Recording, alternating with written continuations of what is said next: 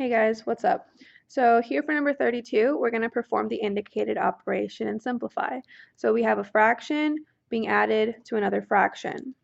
So when we add fractions, we need to have the same denominator. So we need to figure out a way to make these two fractions have the same denominator in order to add the numerators together. So we're going to multiply them by their LCD. To find the least common denominator, you're going to take into account all the factors in the denominator. So in this case, all the factors we have in every denominator is r and r minus 7.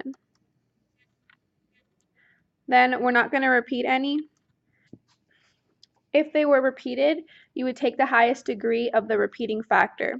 So for example, if our two denominators were r squared and r minus 7 times r, we would only take into account the r squared and the r minus 7 because these two r's are repeating, so we're only taking the one with the highest factor.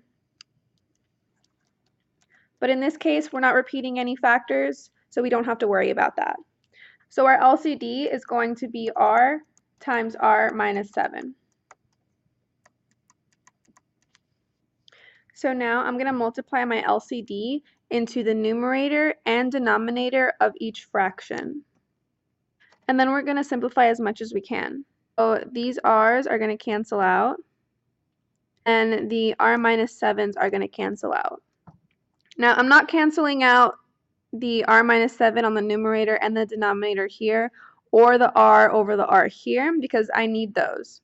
But I am going to simplify what I can from the original problem, from the denominator in the original problem, and the numerator from the LCD.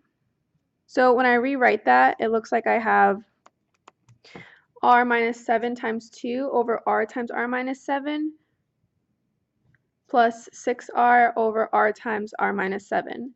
So we've successfully used the LCD to make the fractions have the same denominator. Now we can easily just add the numerators. So I'm going to rewrite this as one fraction with just one denominator. And before I write the numerator down, I'm going to distribute this 2 into my binomial here. So 2 times r is going to give me 2r. And 2 times negative 7 is going to give me negative 14.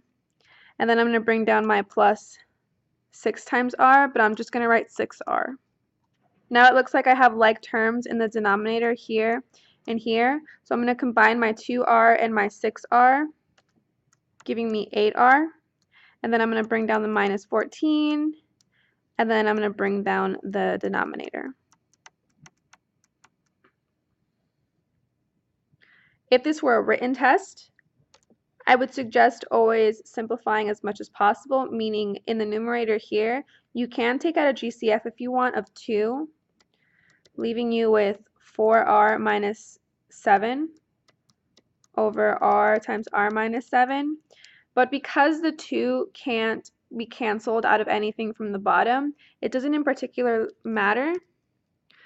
So you can leave it as this, which is the answer that you have on your test. Okay?